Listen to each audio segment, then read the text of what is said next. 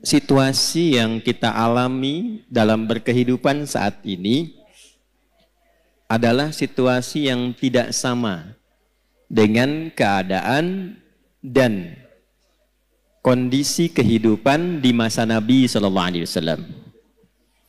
Dulu di zaman Nabi belum ada dan tidak ada media sosial.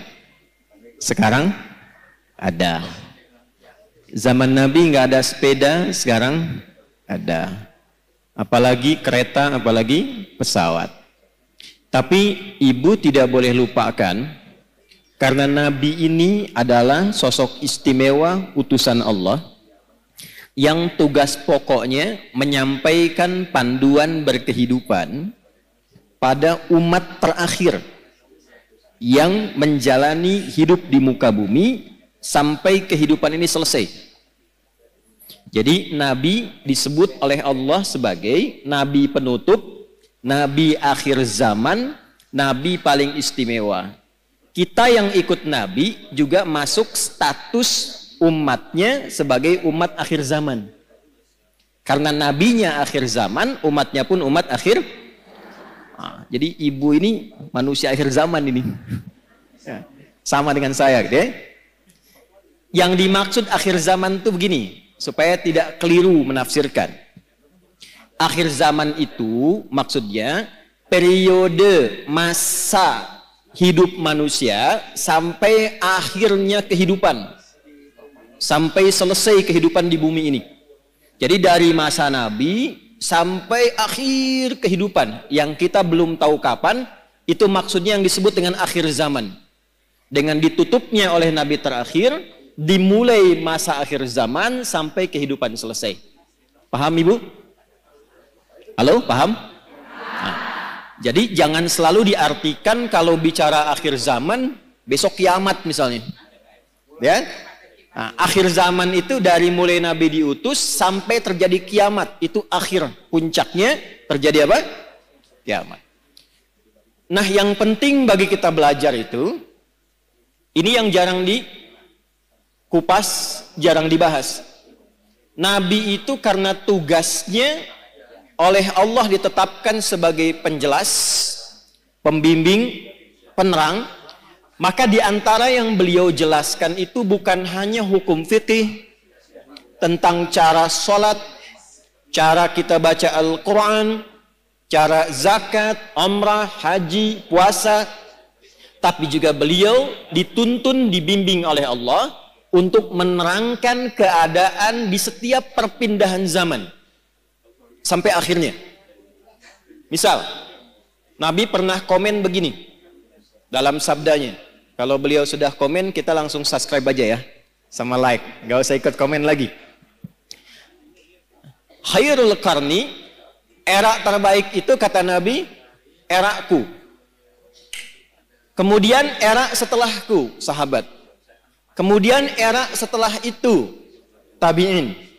Jadi ada era Nabi, era sahabat, era tabi'in, kemudian yang dekat ke tabi'in. Semakin berganti eranya, akan semakin banyak masalahnya. Ada satu kalimat Nabi, nanti yang akan jadi ukuran kira-kira kita itu hidup di era yang bagaimana situasinya. Nanti kalau sudah paham, oh saya hidup ini di era yang seperti ini. Bagaimana cara menjalani kehidupan di era itu, supaya selamat hidupnya di dunia, dan selamat juga saat kita kembali ke akhirat kelak. Nah, sekarang saya bacakan dulu satu hadis. Nanti menurut Ibu kira-kira kita sudah berada di era itu atau belum? Karena di zaman Nabi itu belum terjadi. Ya, paham? Nah, kalau sudah paham, mari kita tutup kajian kita. Tenang ya Bu ya. Yuk kita bacakan hadisnya pelan-pelan. Qala Rasulullah sallallahu alaihi wasallam. Untuk menyingkat saya langsung sanadnya kepada Rasulullah sallallahu alaihi wasallam. Yushiku alla taquma as-sa'atu hatta tadhhara al-fitanu wa yakthura al-kadhibu wa yuqbada al-ilmu wa tataqarabu al-aswaqu wa yakthura al-kadhibu. Paham? Tidak. Nanti di perjalanan waktu berganti, akan muncul keadaan ganti umat, ganti umat, ganti umat sampai ke ujung dunia berakhir. Sebelum menuju itu, kata Nabi, ada satu keadaan, kondisi yang ditandai di masa itu dengan satu, tadharal fitanu, banyaknya fitnah tersebar. Wa yakthurul kadhibu, banyaknya manipulasi. Sehingga sulit dibedakan mana yang benar, mana yang salah. Sedikit-dikit ada masalah. Pertentangannya makin banyak. Wa tataqarabul aswaqu, terjadi percepatan digital sehingga tandanya pasar mudah diakses. Ibu dulu kalau ke pasar naik angkot kan, naik ojek, manual, beli, pulang ke rumah ya. Sekarang diklik barangnya datang ya. Baik. Wa yataqarabuz zamanu, nanti waktu terasa cepat. Setahun seperti sebulan. Sebulan seperti sepekan. Sepekan seperti sehari. Sehari seperti sekilatan. Kayaknya baru kemarin ketemu, padahal sudah setahun. Ya, terjadi sekarang. Wa yuqbadul ilmu, pakar-pakar, ulama-ulama mulai meninggal satu-satu, dan yang muncul tiba-tiba orang-orang yang tidak jelas, tapi bisa jadi pengajar agama, jadi ustadz, bisa memberikan fatwa, dan sebagainya. Saya tanya pada ibu, kira-kira dari 5 hal ini sudah terjadi belum sekarang? Percepatan digital, sudah ada media sosial sekarang. Kalau ibu dulu curhatnya sambil masak, sekarang mau masak sudah bikin status.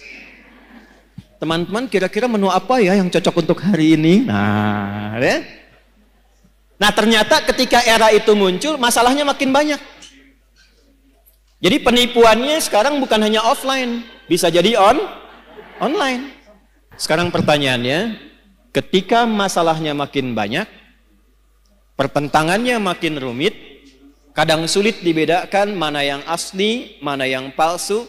Bagaimana cara kita selamat melewati masa itu, sehingga apapun tugas yang kita jalani dalam kehidupan, ibu sebagai istri, sebagai ibu rumah tangga, mungkin juga berkarir dan sebagainya, bagaimana menjalani pekerjaan dengan selamat dan kembali kepada Allah dengan bahagia dan mendapatkan rahmat Allah Subhanahu wa taala.